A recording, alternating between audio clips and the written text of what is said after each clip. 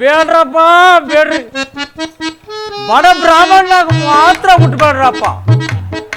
ಬಡ ಬ್ರಾಹ್ಮಣ ಹುಟ್ಟಿದ್ರು ಪರವಾಗಿಲ್ಲ, ಒಂದೊಂದು ಮದುವೆ ಮಾತ್ರ ಆಗ್ಬೇಡ್ರಿ. ಒಂದು ಮದುವೆ ಆದ್ರೂ ಪರವಾಗಿಲ್ಲ, ಎರಡೆರಡು ಮದುವೆ ಆಗ್ಬೇಡ್ರಿ. ಎರಡು ಮದುವೆ ಆದ್ರೂ ಪರವಾಗಿಲ್ಲ, 10 ಮಕ್ಕಳು ಮಾತ್ರ ಹುಟ್ಟಿಸ್ಬೇಡ್ರಪ್ಪ. ಏನು ಮನೆಗೆ ಹೋದ್ರೆ ಆ ಹೆಂಡತಿ ಕಾಟ, ಈ ಕಡೆಗೆ ಬಂದ್ರೆ ಮಕ್ಕಳ ಕಾಟ. ಅಯ್ಯೋ ಬ್ಯಾಡಪ್ಪ. ಎಲ್ಲೋ ಒಂದು ಕಾರ್ಯಕ್ರಮ ಸಿಗ್ದಿರ ನಾವು ಅಲಿತಾ ಇದ್ದೀವಿ. ಏನೋ ಸೀತಮ್ಮನವರು ತುಳಸಿ ಪೂಜೆ ಮಾಡ್ತಾವ್ರಂತೆ, ಯಾವುದೋ ಒಂದು ಕಾರ್ಯಕ್ರಮ ಸಿಕ್ತು.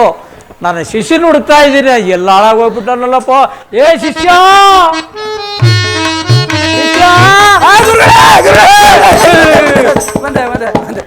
ಏನೋ ಬಂದು ನಿಮ್ಗೆ ದೊಡ್ಡ ರೋಗ, ಏನು ಹಿಂಗೇನೋ ಬರೀ ಹೊಡೆಯಕಲ್ಲಿ ಬಂದೆ ಗುರುಗಳೇ. ಅಲ್ಲಿ ಒಬ್ರು ಸಿಕ್ಬಿಟ್ರು, ಅವ್ರ ಹತ್ರ ಮಾತಾಡ್ಕೊಂಡು ಹಾಳಾಗೋಯ್ದಪ್ಪ. ಹೌದಾ, ಈ ಮನೆ ಕಡೆಗೆ ಹೋಗಿದ್ನಲ್ಲ, ಎಲ್ಲ ಹಾಳಾಗೋಗಿದ್ದೆ ಗುರುಗಳೇ. ನೀವ್ ಹೇಳ್ಕೊಟ್ರಲ್ವಾ, ಅದನ್ನ ಅಭ್ಯಾಸ ಮಾಡಕ್ಕೆ ಕೆರೆ ಕಡೆಗೆ ಹೋಗಿದ್ದೆ.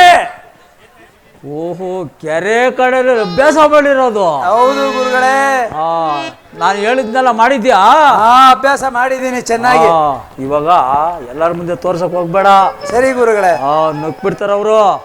ಈಗ ಏನ್ಕಂದ್ರೆ ನಿಮ್ ಮನೆ ಹತ್ರಕ್ಕೆ ಹೋಗಿದ್ದು, ಒಳ್ಳೆ ಕಾರ್ಯಕ್ರಮ ಸಿಕ್ಕೈತೆ. ನಮ್ಮ ಸೀತಮ್ಮನವರು ತುಳಸಿ ಪೂಜೆ ಮಾಡ್ತಾವ್ರಂತೆ.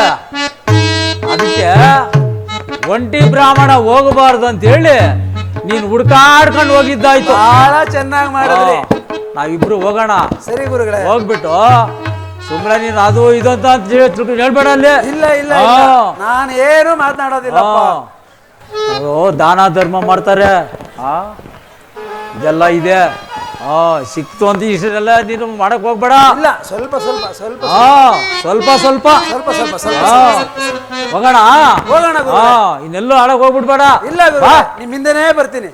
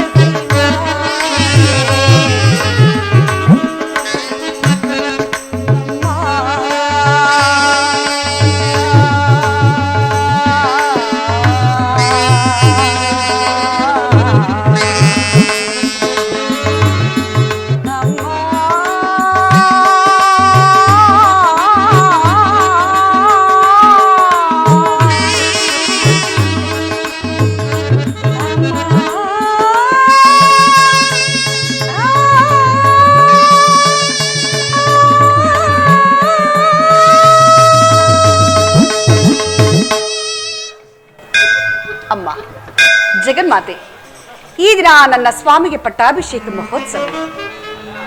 ಎಂತಹ ಹರುಷದ ಸುದಿನವು. ಬ್ರಾಹ್ಮಣೋತ್ತಮರಿಗೆ ದಾನ ಧರ್ಮಗಳನ್ನು ಮಾಡಿ ಅವರ ಕೃಪಾಶೀರ್ವಾದವನ್ನು ಪಡೆದು ಕೃತಾರ್ಥಳಾಗಬೇಕು. ಎಂತಹ ಹರುಷದ ಸುದಿನವು. ಮಾಮ ಪ್ರಾಣ ಕಾಂತಗೆ ಏನ ಮಾವ ಅತ್ತೆಯರು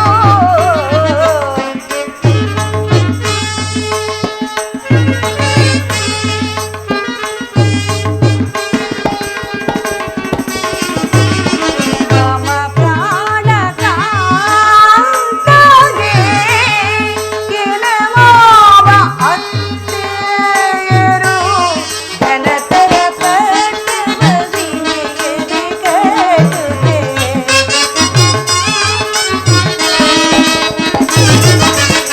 ಘನತರ ಪಟ್ಟವವಿನೆಯದೆ ಕಟ್ಟುತ್ತೆ. ಘನತರ ಪಟ್ಟವವಿನೆಯದೆ ಕಟ್ಟುತ್ತೆ.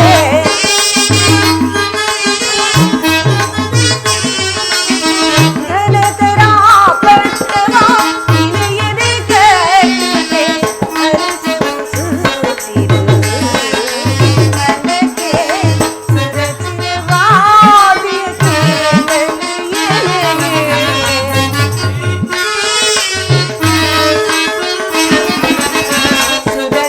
ಸುರಚಿರವಾದಿಯಕ್ಕೆ ನನು ಎನಗೆ. ಹರುಷವು ಸೂಚಿರು ಮನಕ್ಕೆ.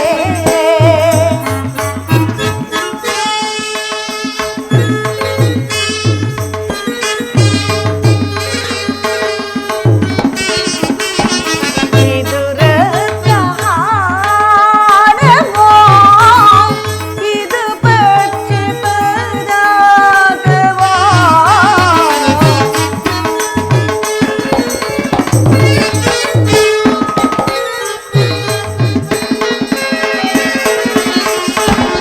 ಇದು ರತ್ನಹಾರವೋ,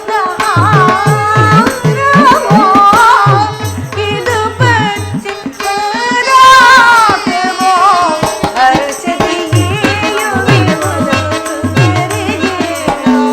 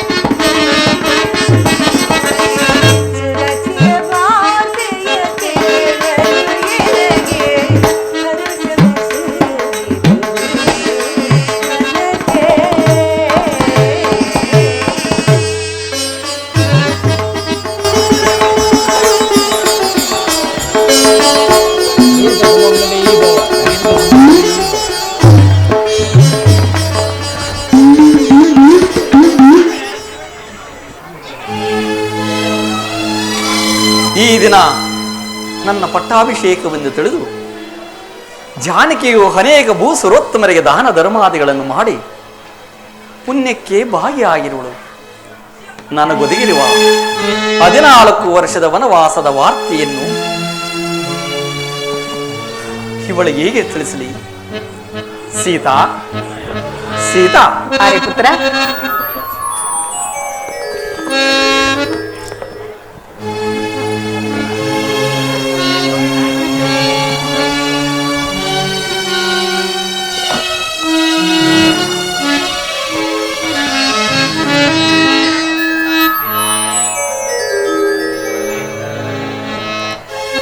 ಭುವನವನಿಗೆ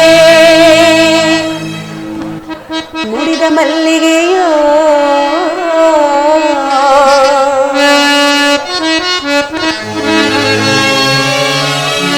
ಧರೆಯನುದ್ಧರಿಸಲವತರಿಸಿದ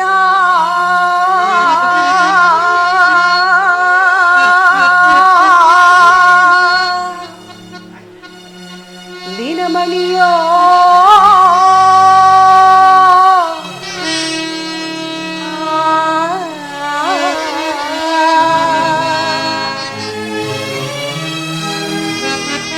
ರಾಮ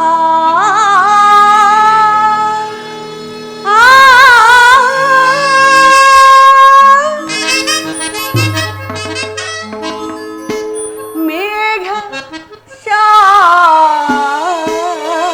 ಶ್ಯಾಮ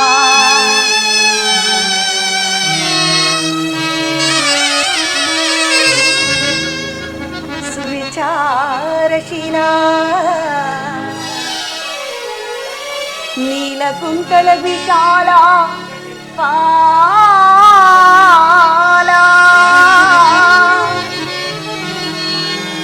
ರಾಮನ ನೋಡುವೆ ಮನದಡಿವ ತನಕ ಶ್ರೀರಾಮನಿಗಿಡುವೆ ಕಸ್ತೂರಿ ತಿಲಕ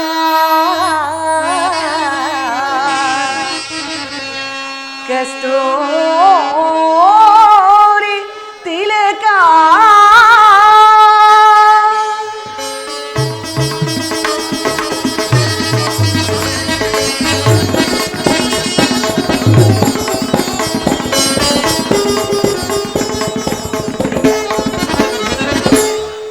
ಸಖಯೇನೋ ಪ್ರಿಯ ಜಾನಕಿ ಸಂತೋಷ ವಾಗಿದೆ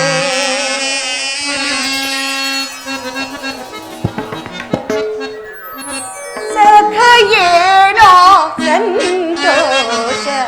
ಸಂತೋಷವಾಗಿದೆ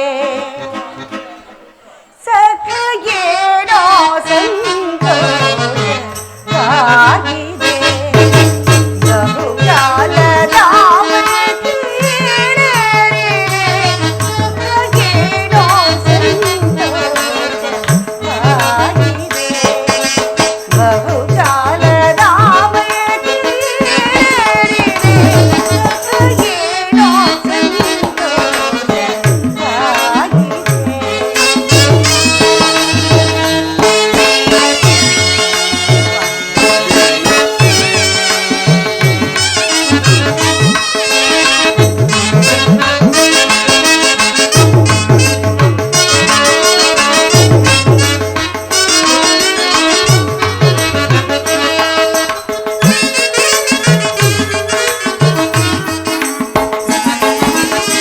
ರಮಣ ರಾಮನು ಸಹಜ ಸುಂದರನೋ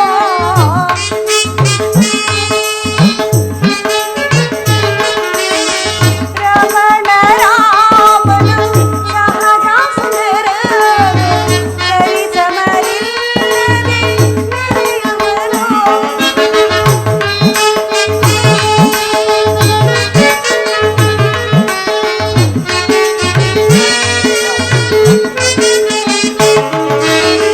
ರಮಣ ರಾಮನು ಸಹಜ ಸುಂದರನು ಸರಿಸಮರಿಲ್ಲದೆ ಆನಂದ ರಾಮನ ಜಯಕಾರ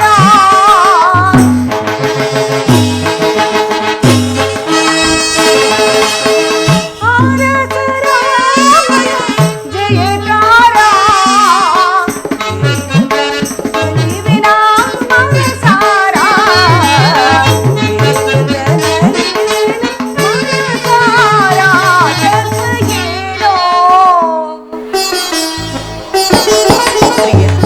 ದೇವಿ ಸಖಯೇನೋ ಸಂತೋಷವಾಗಿದೆ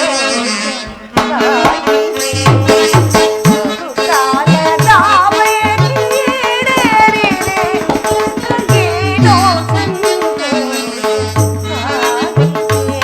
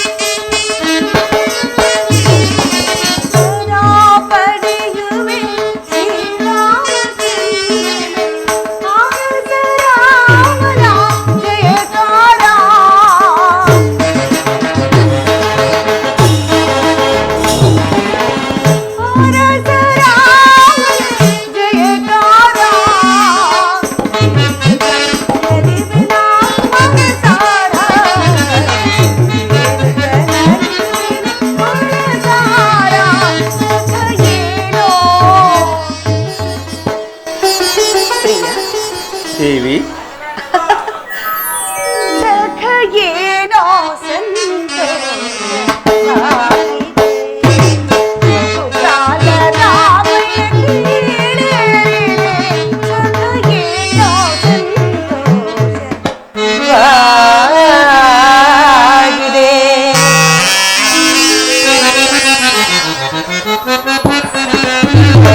ಜಾನಕಿ, ಈ ದಿನ ತಮ್ಮ ಪಟ್ಟಾಭಿಷೇಕ ಮಹೋತ್ಸವ. ಈ ಶುಭ ಸಮಯದಲ್ಲಿ ಕೊಡದ ಕೆಂದಾವರಿಯಂತೆ ಕಂಗೊಳಿಸಬೇಕಾಗಿದ್ದ ಈ ನಿಮ್ಮ ಮುಖ ಕಮಲವು ಈ ರೀತಿ ಚಿಂತೆಯಿಂದಿರಲು ಕಾರಣವಾದ್ರೂ ಏನು?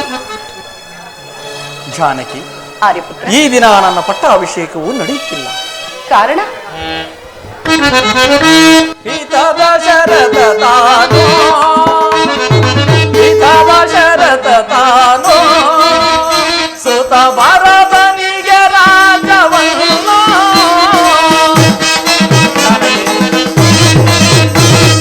ಹಿತದ ಶರತ ತಾನೋ, ಸುತ ಭರತನಿಗೆ ರಾಜವನ್ನು. ಅತಿಶಯದಿಂದೀತನು ಕೇಳಿಸುವೆ, ಅತಿಶಯದಿಂದೀತನು ಕೇಳಿಸುವೆ.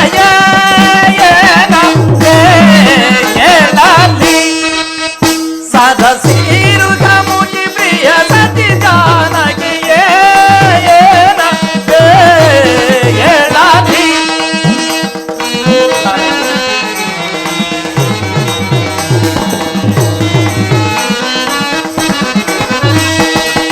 ಜನಕನು ಎನ್ನನು ಒನಗೆ ಹೋಗೆಂದನು.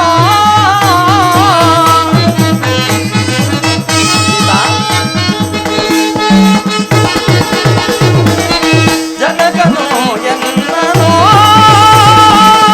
ಒನಗೆ ಹೋಗೆಂದನು. ಅತಿಶಯದಿಂದೀತನು ಕೇಳಿಸುವೆ,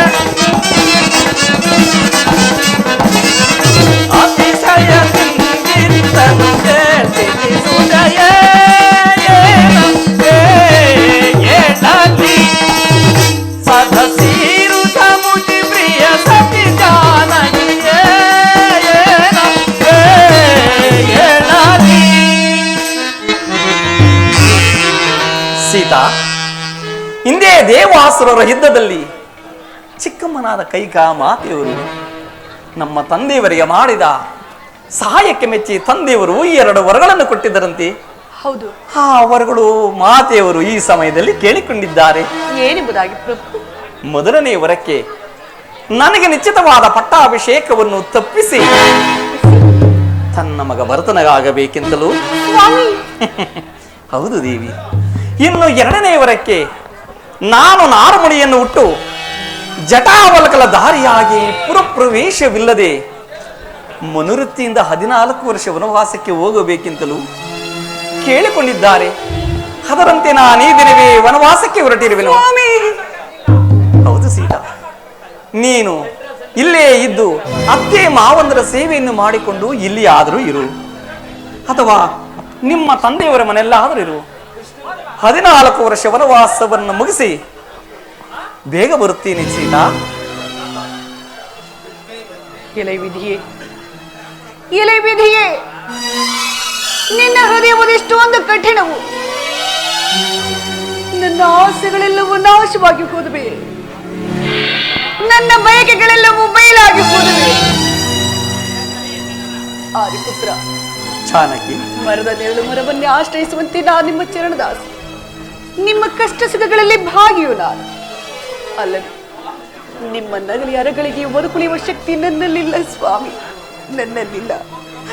ದಯಮಾಡಿ ದಯಮಾಡಿ ನನ್ನನ್ನು ನಿಮ್ಮ ಸಂಗಡ ಕರೆದುಕೊಂಡು ಹೊರಡಿ. ಜಾನಕಿ, ಈ ಅಲ್ಪವಾದ ವಿಚಾರಕ್ಕೆ ಇಷ್ಟೊಂದು ಎತ್ತಪಡುತ್ತಿರುವುದೇ? ವನವಾಸದಾಜ್ಞೆ ನನಗೆ ಮಾತ್ರ. ನೀನು ಸುಮಕೋಮಲೆ, ಅರಮನೆಯಲ್ಲಿ ಮೆತ್ತನ ಹಾಸಿಗೆಯ ಸುಪ್ಪತ್ತಿಗೆಯಲ್ಲಿ ಸುಖವಾಗಿ ಬೆಳೆದವಳು. ಕಾನನ ಜೀವನ ಬಹು ಕಷ್ಟಕರ. ಕಾಡಿನಲ್ಲಿ ನನ್ನೊಡನೆ ಬಂದು ಗೆಡ್ಡೆ ಗೆಣಸುಗಳನ್ನು ತಿನ್ನುತ್ತಾ ಕಲ್ಲು ಮುಳ್ಳುಗಳನ್ನು ತುಳಿದು ಕಷ್ಟಪಡುವುದನ್ನು ನನ್ನ ಕಣ್ಗಳಿಂದ ನೋಡಿ ಸಹಿಸಲಾರೆ ಸೀತಾ. ಆದ್ದರಿಂದ ನಗುಮುಖದಿಂದ ನನ್ನನ್ನು ಬೀಳ್ಕೊಡು. 14 ವರ್ಷ ವನವಾಸವನ್ನು 14 ದಿನಗಳಂತೆ ಕಳೆದು ಬರುತ್ತೇನೆ. ಆರ್ಯಪುತ್ರ, ಜಾನಕಿ, ನಿಮ್ಮ ನಗಲಿದ ಈ ಅರಮನೆಯ ವಾಸವು ನನ್ನ ಪಾಲಿಗೆ ಅರಣ್ಯ ವಾಸಕ್ಕಿಂತಲೂ ಕಠಿಣವಾಗುವುದು. ನಿಮ್ಮ ಸಂಗಡ ನಾಗೈಯುವ ಅರಣ್ಯ ವಾಸವೇ ಅರಮನೆಯ ವಾಸಕ್ಕಿಂತಲೂ ಸುಖದಾಯಕವಾಗುವುದು. ಅಲ್ಲದೆ ನಿಮ್ಮ ನಗಲಿ ಅರಗಳಿಗೆ ಬದುಕುಳಿಯುವ ಶಕ್ತಿ ನನ್ನಲ್ಲಿಲ್ಲ ಸ್ವಾಮಿ. ದಯಮಾಡಿ ನನ್ನನ್ನು ನಿಮ್ಮ ಸಂಗಡ ಕರೆದುಕೊಂಡು ಹೊರಡಿ. ಜಾನಕಿ, ನೀನು ಸದಾ ನನ್ನ ಜೊತೆಯಲ್ಲಿ ಇರಬೇಕೆಂದಲವೇ ನಿನ್ನ ಮನದ ಆಸೆ. ಹಾಗೇ ಆಗಲಿ. ಮಾತಾಪಿತೃಗಳ ಆಶೀರ್ವಾದವನ್ನು ಪಡೆದು ಹೊರಡೋಣ ನಡೆ. ಹಾಗೆ ಆಗಲಿ.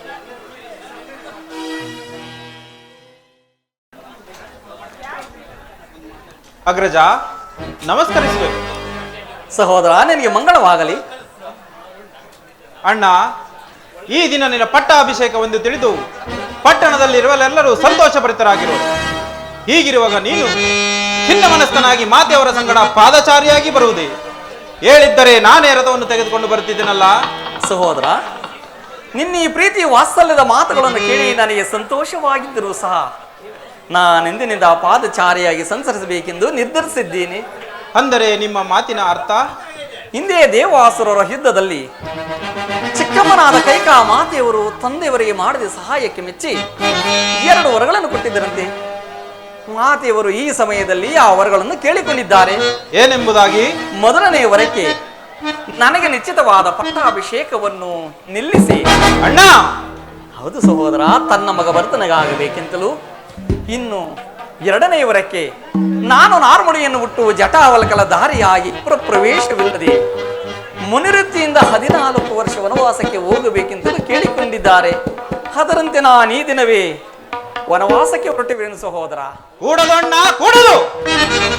ಸಾಕೇತ ಪುರಕ್ಕೆ ಬಲಿತರವೇ, ವರರಘುವರನೆಂದರೆ ಸಾಕೇತ ಪುರಕ್ಕೆ ಬಲಿತರವೇ.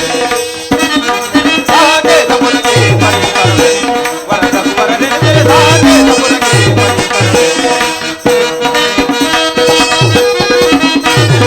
ಬೇರೆ ಮಾತನಾಡುವಂತ ದುರ್ಗಂಧಗಳ ಹರಿವೆ ಬರದೋಡು. ಬೇರೆ ಮಾತನಾಡುವಂತ ದುರ್ಗಂಧಗಳ ಹರಿವೆ ಬರದೋಡು. ಸಾಕೇತ ಪುರಕ್ಕೆ ಬಲಿತರವೇ, ವರರಘುವರನೆಂದರೆ ಸಾಕೇತ ಪುರಕ್ಕೆ ಬಲಿತರವೇ. ರಾಮ ಕಾಡ ಸೇರ ಬರತನು ಸುಂದರ ರಾಜ್ಯವನ್ನಾಡುವನೇ.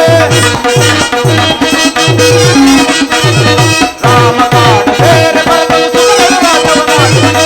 ಮುನಿತನ ಒಂದಾಗಿರಲಿ ಮರೆಯಲೆ, ಮುನಿತನ ಒಂದಾಗಿರಲಿ ಮರೆಯಲೆ. ಮಾತನಾಡಿದಂತ ಮಾತನಾಡಿ ಸಾಕೇತ ಪುರಕ್ಕೆ ಬಲಿತರವೇ, ವರರಘುವರನೆಂದರೆ ಸಾಕೇತ ಪುರಕ್ಕೆ ಬಲಿತರವೇ. ಕೂಡದು ಅಣ್ಣ, ಕೂಡದು.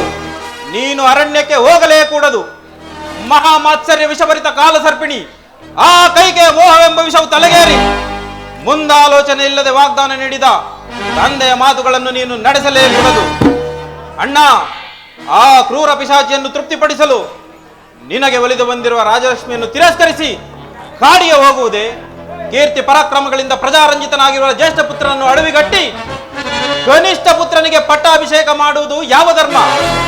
ಧರ್ಮ ಮಾರ್ಗವನ್ನು ಮೀರಿ ನಡೆಯುವಾತನು ತಂದೆಯಾಗಲಿ ಗುರುವಾಗಲಿ ಶಿಕ್ಷಾರ್ಹನೆಂದು ಶಾಸ್ತ್ರವೇ ಹೇಳುತ್ತಿರುವುದು.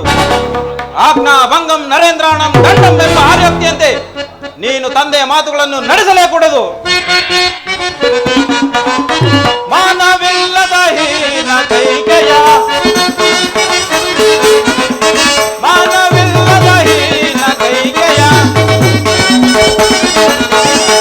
ಮಾನವಿಲ್ಲದ ಹೀನ ಕೈಕೆಯ, ಮಾನವಿಲ್ಲದ ಹೀನ ಕೈಕೆಯ ಜನತನವದೋ.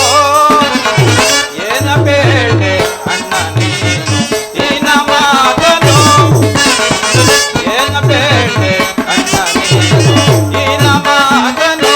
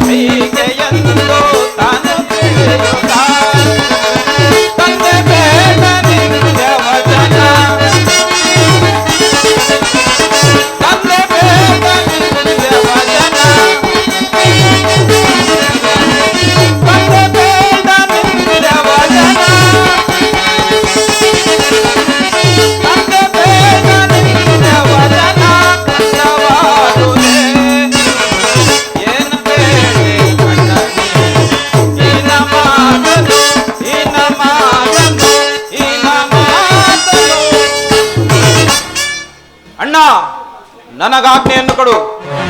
ಧರ್ಮಾತ್ಮನು ಕುಲಜ್ಯೇಷ್ಠನೂ ಆದ ನಿನ್ನ ಮೇಲಿನ ದ್ವೇಷಾಸೂಯೆಂದಲೂ ತನ್ನ ಮಗನ ಮೇಲಿನ ಮೋಹದಿಂದಲೂ ಶಾಸ್ತ್ರ ಪದವಿಯು ಕ್ಷತ್ರಿಯ ಕುಲಕ್ಕೂ ಕಳಂಕವನ್ನು ತಂದೊಡ್ಡಿದ ಆ ಕುಲದ್ರೋಹಿ ಕೈಕೆ ನಾಲಿಗೆಯನ್ನು ಸೇರಿ ಬಿಡುವುದು. ಸಹೋದರ ಲಕ್ಷ್ಮಣ, ಶಾಂತನಾಗು. ದುಡುಕುವುದು ಪ್ರಾಜ್ಞರ ಲಕ್ಷಣವಲ್ಲ. ಪುತ್ರರಾಗಿ ಜನಿಸಿದ ನಾವುಗಳು ಮಾತಾಪಿತೃಗಳ ಆಶೀರ್ವಾದವನ್ನು ಪಡುವುದೇ ನಮ್ಮಗಳ ಕರ್ತವ್ಯವಲ್ಲವೇ? ಅದಂತಿರಲಿ, ನನ್ನ ಕರ್ತವ್ಯದಲ್ಲಿ ನಾನು ನಿರತನಾಗಿರುವೆನು. ನೀನಿಲ್ಲಿಯೇ ಇದ್ದು ಮಾತಾಪಿತೃಗಳ ಸೇವೆಯನ್ನು ಮಾಡಿ ಅವರ ಪ್ರೀತಿಗೆ ಪಾತ್ರನಾಗು ಸಹೋದರ. ಅಣ್ಣ, ಸಾಧ್ಯವಿಲ್ಲವಣ್ಣ, ಸಾಧ್ಯವಿಲ್ಲ. ನೀನಿಲ್ಲದ ಅಯೋಧ್ಯೆಯಲ್ಲಿ ನಾನು ಸಹ ಇರಲಾರೆ. ನನ್ನನ್ನು ನಿನ್ನ ಸಂಗಡ ಕರೆದುಕೊಂಡು ಹೋಗು. ಸಹೋದರ, ನೀನು ನನ್ನ ಸಂಗಡ ಬಂದರೆ ದುರ್ಬಲರಾದ ಮಾತಾಪಿತೃಗಳ ಸೇವೆಯನ್ನು ಮಾಡುವರು ಯಾರು ಸಹೋದರ? ಸರಿಯೇ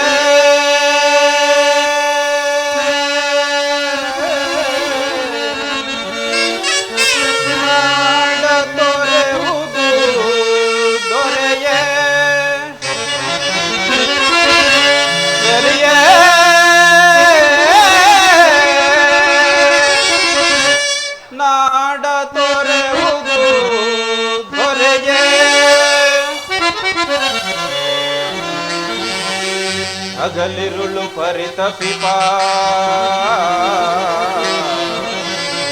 ಹಗಲಿರುಳು ಪರಿತಪಿಪ ಪುರದ ಜನರ ತೊರೆವುದು ಸರಿಯೇ?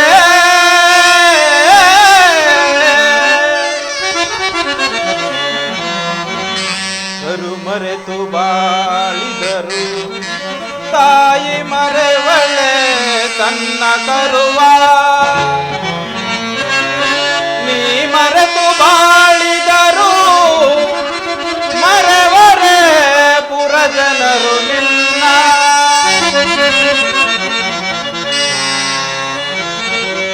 ರವಿಯಿಲ್ಲದ ಗಗನ, ನಗುವಿಲ್ಲದ ವದನ, ದೇವರಿಲ್ಲದ ಸದನ, ಇಂತಾಯ್ತೆ ಈ ಅಯೋಧ್ಯೆಯ ಕಥನ. ರಾಮ ರಾಮ ರಾಮ.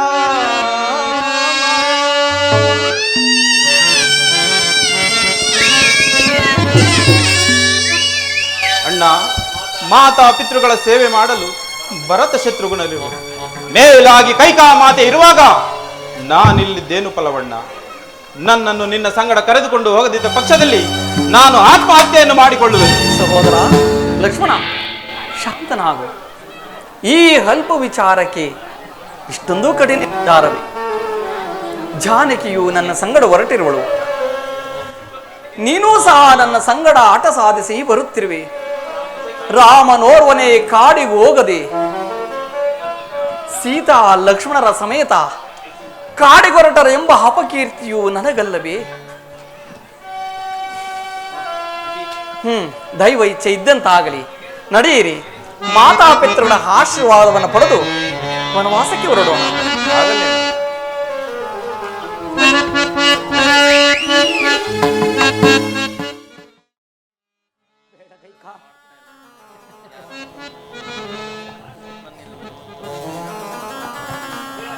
ಬೇಡ ಕೈಕ, ಹಿಡಿದ ಆಟವನ್ನು ಸಾಧಿಸಿ ಪ್ರಚಂಡ ಮಾರಿಯಾಗಬೇಡ. ಯಾವ ಸ್ವಾರ್ಥಕ್ಕಾಗಿ ಈ ಆಟ ಸಾಧಿಸುತ್ತೇನೆ? ಯಾರ ದುರ್ಬೋಧನೆಗೆ ಕಿವಿಕೊಟ್ಟೆ? ಅಯ್ಯೋ, ಮಲತಾಯಿಯ ಮಗನೆಂಬ ಮಾತ್ಸರ್ಯವು ನಿನ್ನ ಮನದಲ್ಲಿಯೂ ಮನೆ ಮಾಡಿದೆ. ಸೌತಿಯ ಮಗನೆಂಬ ಅಸೂಯೆಗೆ ನೀನು ಬಲಿಯಾದೆಯ? ಹಡೆದ ತಾಯಿಗಿಂತಲೂ ಹೆಚ್ಚಿಗೆ ಪ್ರೀತಿಯಿಂದ ಸಾಕಿಸಲುಗಿ ಕರುಣೆ ಇಲ್ಲದೆ ಕರುಳ ಕುಡಿಯನ್ನು ನಿಷ್ಕರುಣೆಯಾಗಿ ಅರಿವಿಗಟ್ಟುತ್ತಿರುವೆಯ? ಅಯ್ಯೋ, ಮಗನೆಂಬ ವಾತ್ಸಲ್ಯವು ನಿನ್ನಿಂದ ದೂರವಾಯಿತೆ.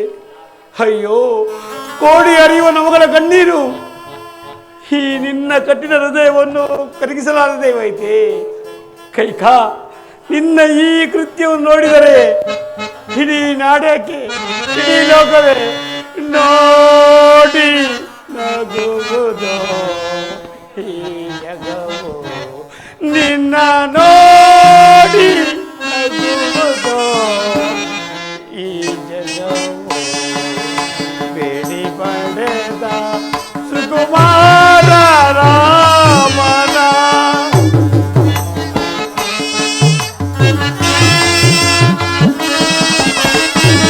ಬೇಡಿ ಪಡೆದ ಸುಕುಮಾರ ರಾಮನ ಕಾಡಿಗೆ ಕಳುಹಿಸಿ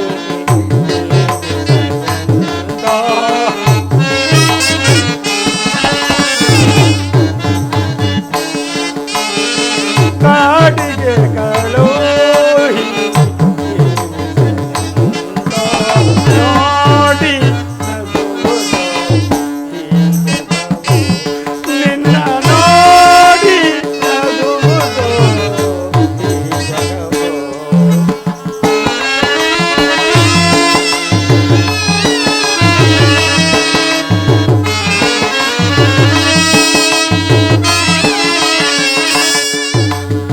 ಸ್ವಾಮಿ,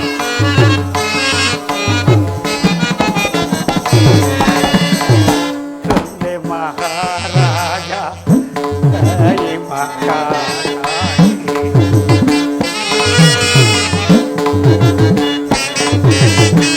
ತಂದೆ ಮಹಾರಾಜ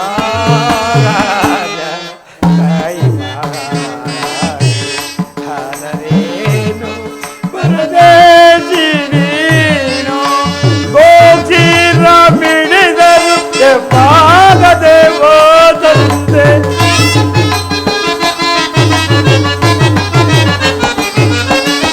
ಗೋಚಿರ ಮಿಡಿದರು ಎಪ್ಪಾಗದೆ ಹೋದಂತೆ.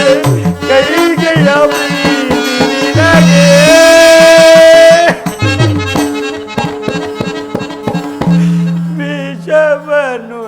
ವಿಷವನ್ನುಣಿಸಿದಂತೆ.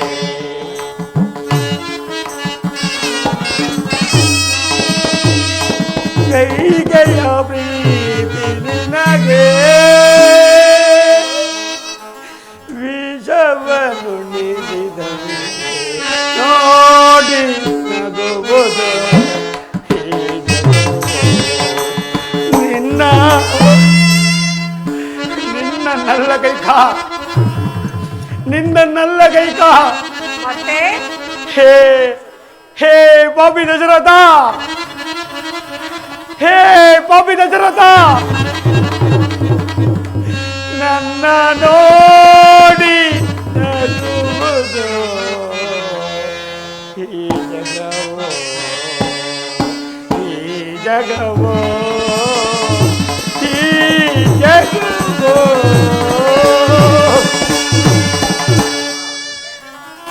ಕೈಕ, ಕೈಕ, ಸೂರ್ಯ ಚಂದ್ರನಿರುವ ತನಕ ಈ ಕಳಂಕವು ನಿನ್ನನ್ನು ಬಿಟ್ಟಿದ್ದಲ್ಲ.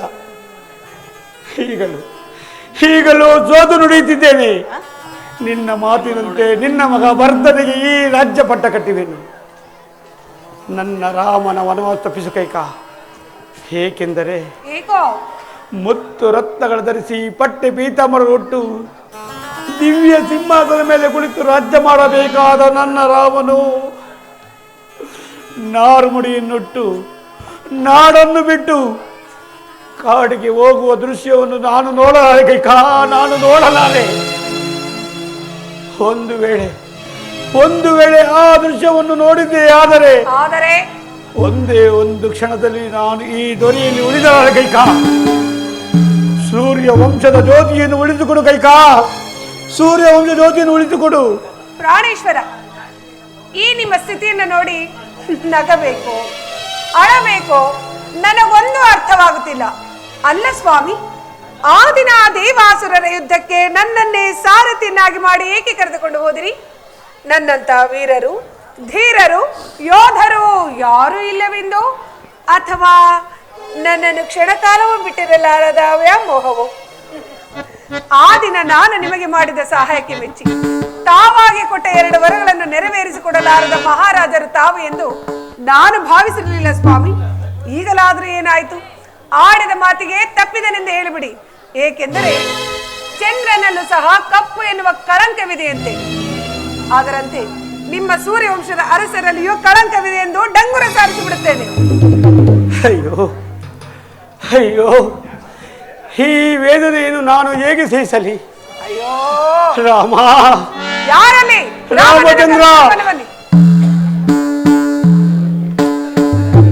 ರಾಮ, ರಾಮಚಂದ್ರ.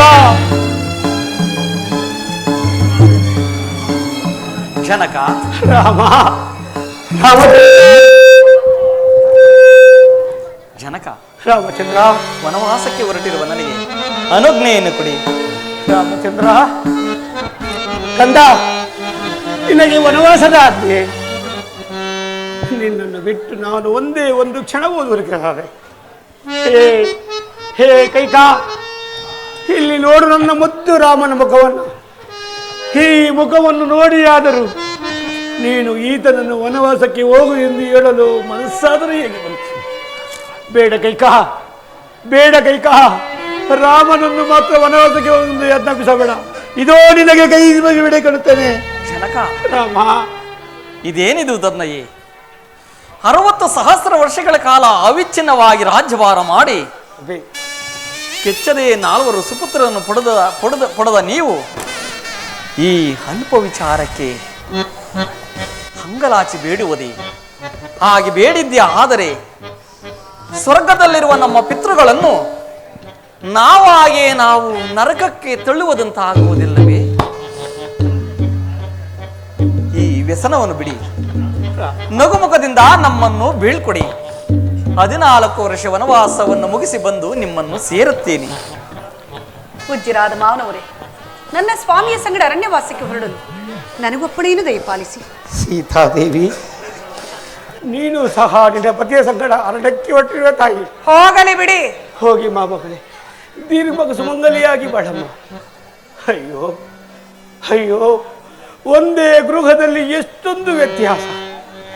ಓರ್ವಳು ತನ್ನ ಸಕಲ ಸಿರಿ ಸಂಪತ್ತನ್ನು ತೊರೆದು ಪತಿಯ ಸಂಗಡ ಅರಣ್ಯಕ್ಕೆ ಹೊರಟಿರುವಳು, ಮತ್ತೋರ್ವಳು ತನ್ನ ಪತಿಯ ಪ್ರಾಣಾಹುತಿಗೆ ಸಿದ್ಧಳಾಗಿರುವಳು. ಒಂದು ದಾನವ ಹೃದಯ, ಒಂದು ದೇವತಾ ಹೃದಯ, ಒಂದು ಪಾಪದ ಜಲದಿ, ಪ್ರಾಣೇಶ್ವರ, ಒಂದು ಪುಣ್ಯದ ನಿಧಿ. ಜನಕ, ಅಗ್ರಜನ ಸಂಗಡ ವನವಾಸಕ್ಕೆ ಹೊರಟಿರುವ ನನಗೂ ಆಶೀರ್ವದಿಸಿ. ಲಕ್ಷ್ಮಣ, ಲಕ್ಷ್ಮಣ, ಜನಕ, ನೀನು ಸಹ ಅಗ್ರಜ ಸಂಗಡ ಅರಣ್ಯಕ್ಕೆ ಹೊರಟಿರುವೆ ಮಗನೇ. ಅವನು ಹೋಗಲಿ ಬಿಡಿ. ಹೋಗಿ ಬಾ ಮಗನೇ. ಲಕ್ಷ್ಮಣ, ಜನಕ, ನನ್ನದೊಂದು ಮಾತು. ಆಗಲಿ. ಇನ್ನು ಮುಂದೆ ಶ್ರೀರಾಮಚಂದ್ರನೇ ನಿನ್ನ ತಂದೆ ಎಂದು ಭಾವಿಸಿ, ಸೀತಾಮಾತೆಯನ್ನು ನಿನ್ನ ತಾಯಿ ಎಂದು ಭಾವಿಸಿ, ಇವರಿರುವರ ಸೇವೆಯನ್ನು ಮಾಡುತ್ತಾ ಅಗ್ರಜಾನಂದವನ್ನು ಪಡೆ ಕಂದ, ಅಗ್ರಜಾನಂದವನ್ನು ಪಡೆ. ಸುಮಂತ್ರ, ಸುಮಂತ್ರ,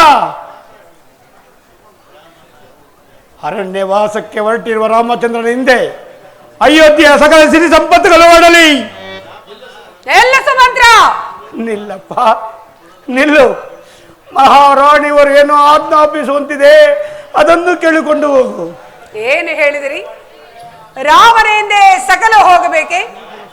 ಕೆನೆಯನ್ನು ತೆಗೆದ ಹಾಲಿನಂತೆ ನಿಸ್ಸಾರವಾದ ಈ ಸಾಮ್ರಾಜ್ಯವನ್ನು ಕಟ್ಟಿಕೊಂಡು ನನ್ನ ಮಗ ಭರತ ರಾಜರಾಗಬೇಕೆ? ಕೂಡದು. ರಾಮನ ಹಿಂದೆ ಹುಲ್ಲು ಕಡ್ಡಿ ಕೂಡ ಹೋಗಕೂಡದು. ನಾನು ಕೊಡುವ ನಾರಮುಡಿ ನುಟ್ಟೆ ವನವಾಸಕ್ಕೆ ಹೋಗಬೇಕು. ಅಯ್ಯೋ, ನನ್ನ ಮುದ್ದು ಮಕ್ಕಳಿಗೆ ನಾರ್ಮಡಿಯೇ? ಜನಕ, ರಾಮ, ವನವಾಸಕ್ಕೆ ಹೊರಟಿರುವ ನಮಗೇಕೆ ಈ ವಸ್ತ್ರಾಭರಣಗಳು? ಮಾತೆಯವರು ಕೊಡುವ ನಾರುಮುಡಿಯೇ ಶ್ರೇಷ್ಠ. ಅಮ್ಮ, ನೀನ್ ಕೊಡುವ ನಾರುಮುಡಿಯೇ ನನಗೆ ರಕ್ಷಾ ಕವಚವೆಂದು ಭಾವಿಸುವೆನು. ಅದನ್ನೇ ಕೊಡು ತಾಯಿ. ನೀನು ಸಹ ನಿಮ್ಮ ಅಣ್ಣನ ಸಂಗಡವೇ ಹೊರಟಿರುವೆ ಇಲ್ಲವೇ? ತೆಗೆದುಕೋ.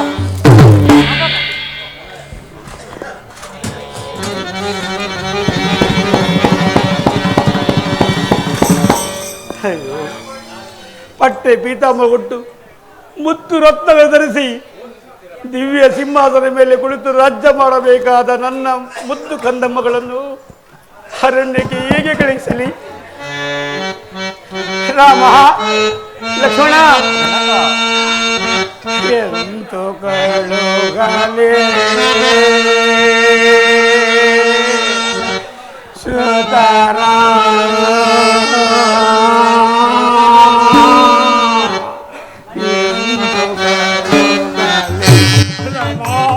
ಲಕ್ಷ್ಮಣ,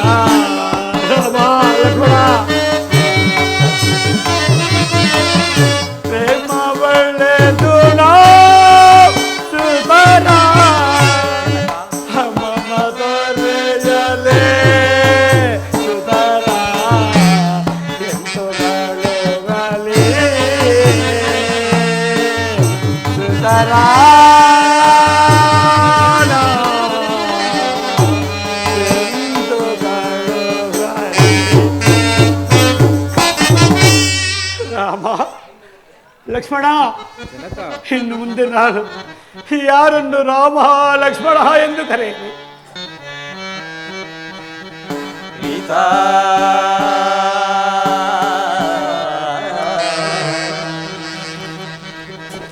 ದಯಾ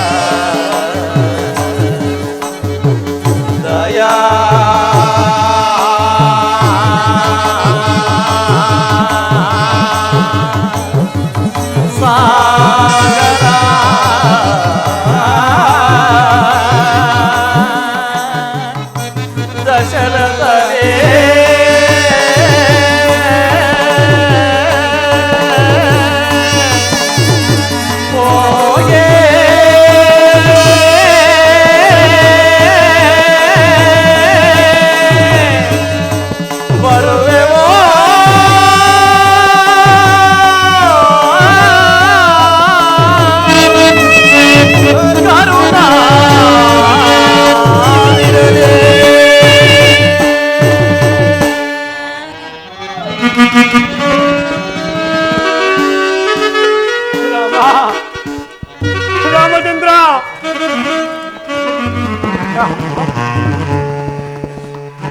ರಾಮಚಂದ್ರ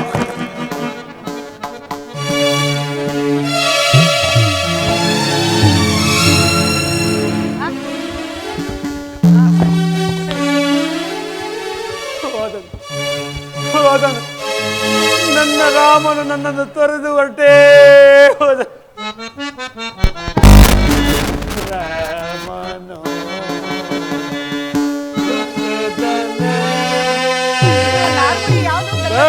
ಬರಿದಾಯಿತು ಅರಮನೆ ರಾಮ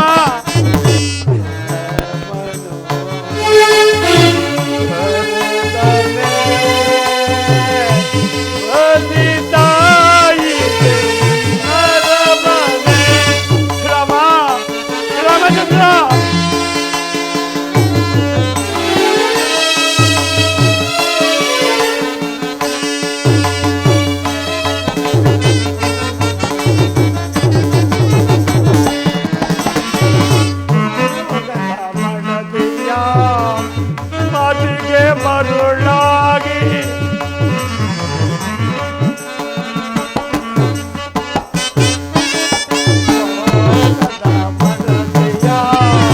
ಮದಿಗೆ ಮರುಳಾಗಿ ಕಂಡಾರಿನಂದವ ಮತ್ತೆಂದು ಕಾಣಲೋ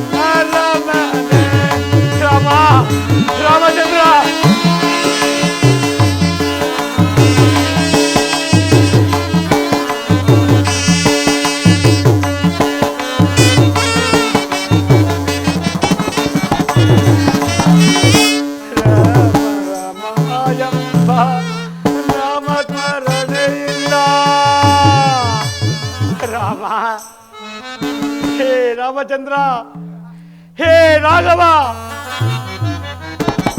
ರಾಮ ರಾಮಾಯಂಬ ನಾಮ ಸ್ಮರಣೆಯಿಂದ ಕಣ್ಣೀರ ಸುರಿಸುತ್ತ ಕೊರಗಿದೆನು ಕಂದ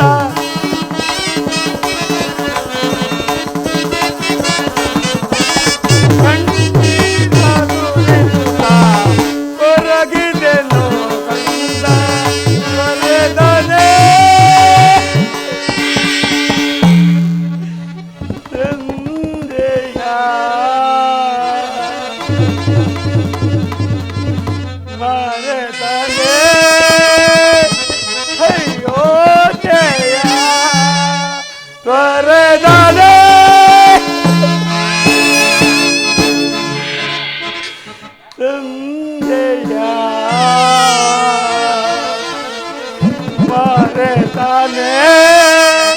ಅಯ್ಯೋ ತೆಯ ರಾಮನ ಬರೆದಾನೆ ಬರಿದಾಯಿತು ನರಮನೆ ಬರಿದಾಯಿತು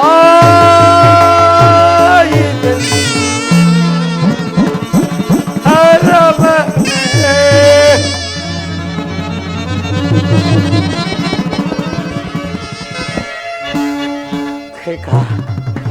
ಕೈಕಾದೆ ಏಕೆ ಸುಮ್ಮನೆ ನಿಂತಿದೆ ಹಾಕು ಆನಂದದ ಕೇಕೆ ಹಾಕು ಕೈಕಾನಂದದ ಕೇಕೆ ಹಾಕು ಅದು ನೋಡು, ಶಿವನು ಶಿಶುವಾಗಿ ಆಟವಾಡುತ್ತಿದ್ದನು ಆರ್ಯವರ್ತದ ಗರ್ತಿಯ ಕರಕಮಲದಲ್ಲಿ. ಜಗವ ರಚಿಸುವ ಬ್ರಹ್ಮನು ತನ್ನ ತಲೆಯನ್ನು ತಾನೇ ಕಡಿದುಕೊಂಡ ಸತಿ ಶಿರೋಮಣಿಯ ಶಾಪದಿಂದ. ಸಾಲಿಗ್ರಾಮದ ಶಿಲೆಯಾಗಿ ಬಿದ್ದಿಗನು ಮಹಾವಿಷ್ಣು ಸತಿ ಶಿರೋಮಣಿಯ ಶಾಪದಿಂದ. ಹಿಂತೆಸುವ ಪೃಥ್ವಿಯ ಮೇಲೆ ನೀನಿಂದು ಚಿಮ್ಮುತ್ತಿರುವೆ ಕತ್ತಲೆಯ ಮಸಿಯನ್ನ.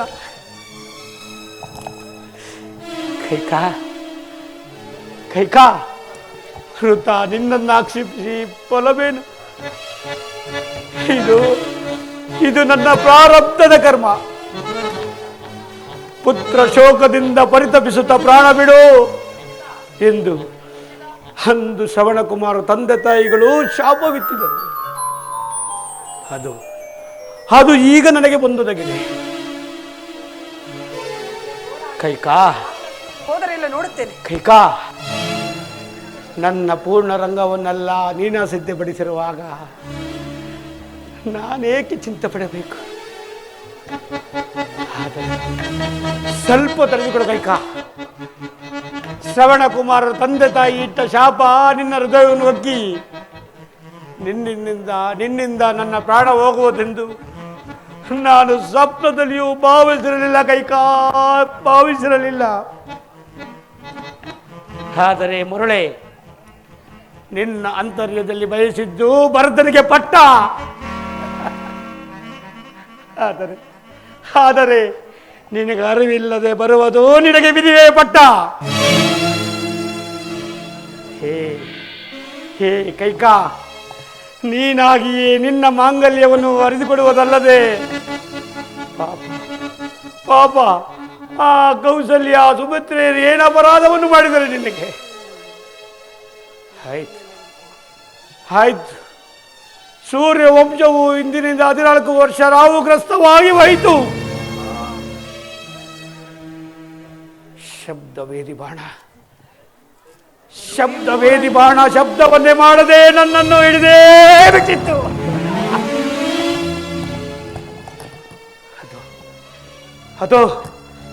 ಅದೋ ನೋಡು, ನನ್ನ ರಾಮನು ಸಿಂಹಾಸನ ಮೇಲೆ ಕುಳಿತು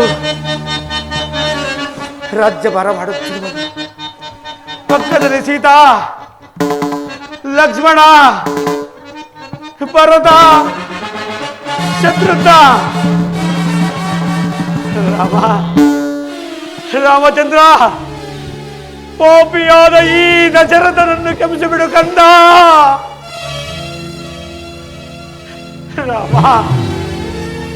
ರಾಮಚಂದ್ರ, ರಾಮ.